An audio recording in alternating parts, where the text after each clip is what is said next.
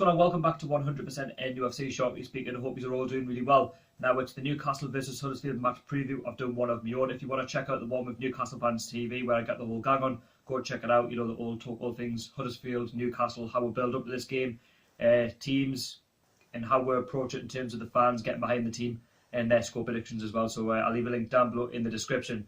Now this is a massive game for Newcastle. This is a massive game for us because we're playing a Huddersfield team. If you look at the league table, they're currently sitting 15th in the Premier League. They've played a game more. They're 1 point behind us on 31. And if we could beat Huddersfield on Saturday, with Newcastle being on 32 points with a game less, we can go 4 points clear of Huddersfield. On the other hand, if Huddersfield somehow get a result, maybe it's a draw, it'll still be a point within. But then games would have to go our way, you know, to keep away from that relegation zone. But if we lose and Huddersfield somehow gets a result, then Huddersfield will go above us, and if results go against us, you know, we're back to square one now. It's important that we build on that Southampton game. Yes, it was 3 weeks ago, and a lot would have changed since then with Crystal Palace playing, Huddersfield playing, Everton, Stoke playing. But a lot of those results went our way.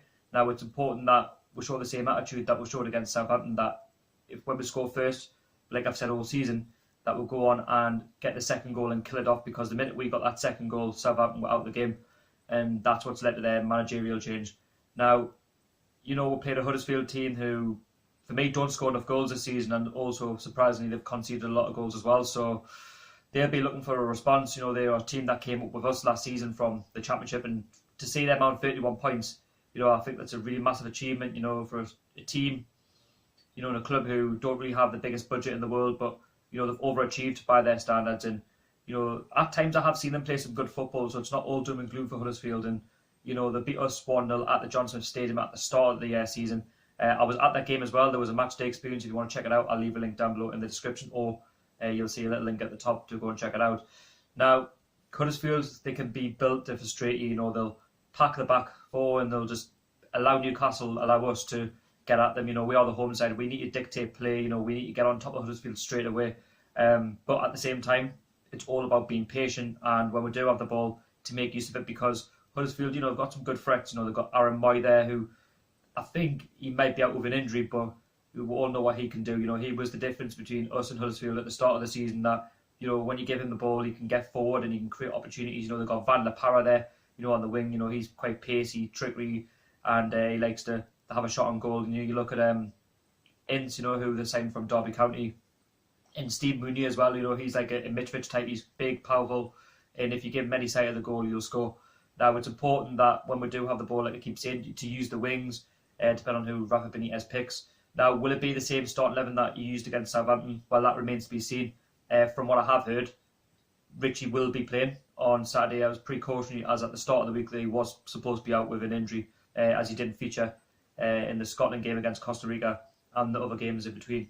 Now, we'll look at Lejeune as well, alleged that he might be on crutches, that he might be out as well, so that may be a like replacement with Kieran Clark. Now, we'll find out in Rafa Benitez's press conference on Friday. That's tomorrow. I'm talking Thursday afternoon. You'll see this on Friday morning. Now, it's important that we keep the whole team together, you know, that we're staying united, and that we're, like I keep saying, if we don't score in the first 10 to 15 minutes, it's important that you, the fans, if you're going, stay behind the team, get behind the team like you did against Southampton, because at times when we were 1-0 down, you know, if we had started to get a bit impatient, Southampton might have got a way through, but good job that they were poor on the day and that we somehow got the second and then went on to score 3, and we could have scored 4 or 5.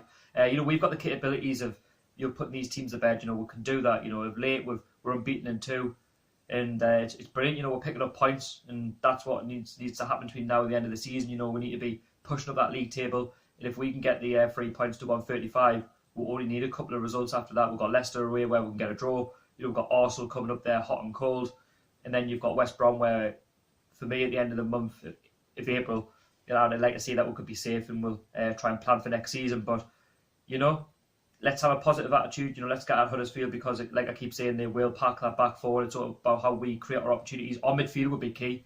You know, Shelby in going forward, you know, passing the ball to Dwight Gale, trying to get him on the ball as much as possible with his pace.